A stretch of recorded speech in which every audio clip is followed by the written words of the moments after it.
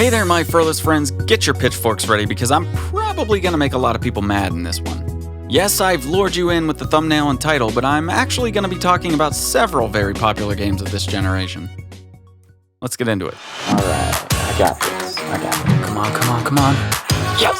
Oh no! Come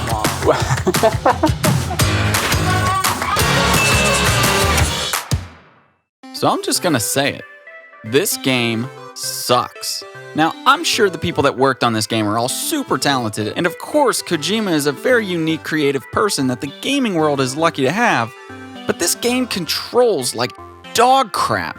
It may have a rich, unique, and cinematic storyline and impressive current-gen graphics, and those are all nice things to have, but when it comes to video games, the most important thing is gameplay. I feel like that's as objective a statement as I can make on the matter. I mean, it's in the name.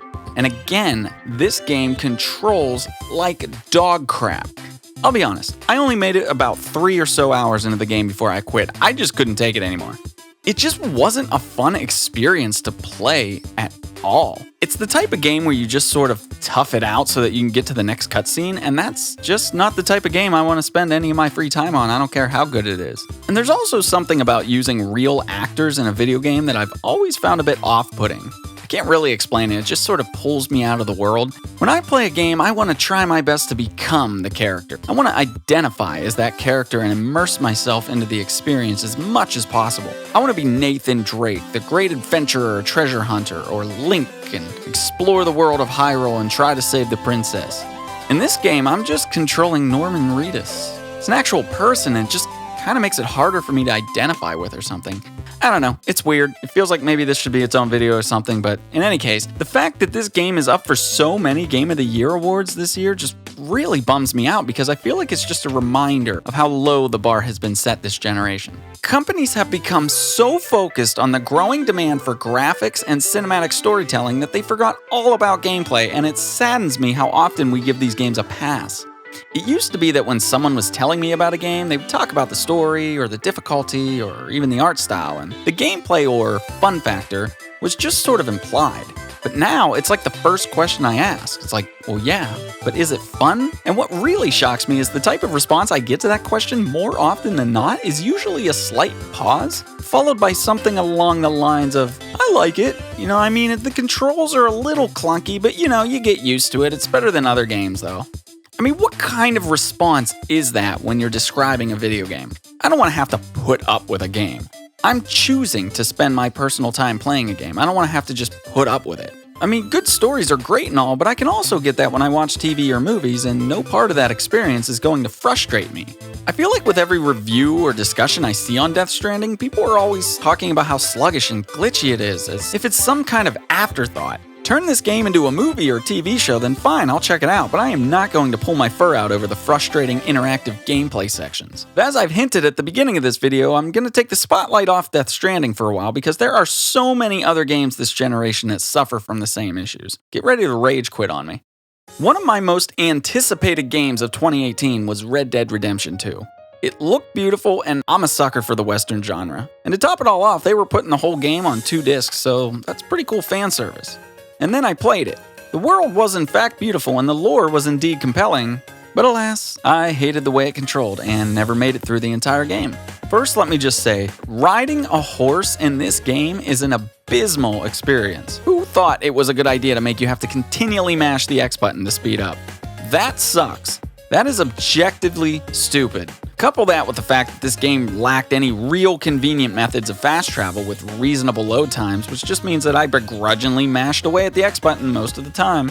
The gunfight sections were also super frustrating as I would constantly get stuck on things and the controls were not super responsive. But it was the popular game at the time, so I kept my snout shut and opinions to myself and just gritted my teeth every time somebody talked about what a good game it was. There's several things to like about this game, but the gameplay was not one of them. But now that there's a lot of people angrily typing away in the comments section, let's shift focus to another game that has even more of a devoted fanbase. Let's talk about The Witcher 3.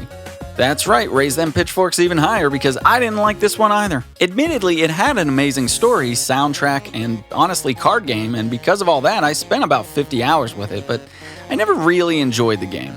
The combat controls were super sticky and weighted. I just hated every moment I was in battle, and it really made me unable to appreciate the world because every freaking inch of this map is crawling with enemies, and I dreaded going anywhere because I just didn't want to deal with the controls. Geralt as a whole was just a nightmare to control, and what's funny is I feel like this seems unanimously agreed upon even by some of the biggest fans, and yet everyone just acts like it's not a big deal or something to be swept under the rug because the story is so good. I mean, I'll watch the Netflix series when it comes out, but I'm not going to put up with those absolutely dreadful gameplay mechanics for the sake of story.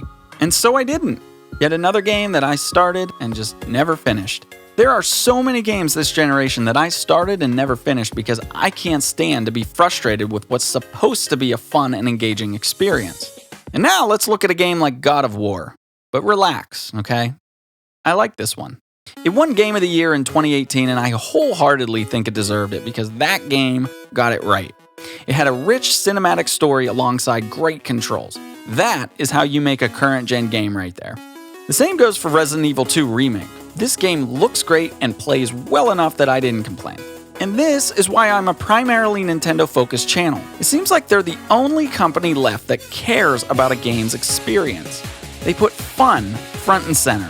They aren't focused on resolution or storytelling, they're focused on the way a character controls and satisfying gameplay mechanics. I honestly feel bad for people that think they're too mature for Zelda, or that Mario is too kiddie, or that Luigi's Mansion or Mario Maker aren't for the grown-ups, because honestly, you're missing out on so many good gaming experiences all because of this shallow bias.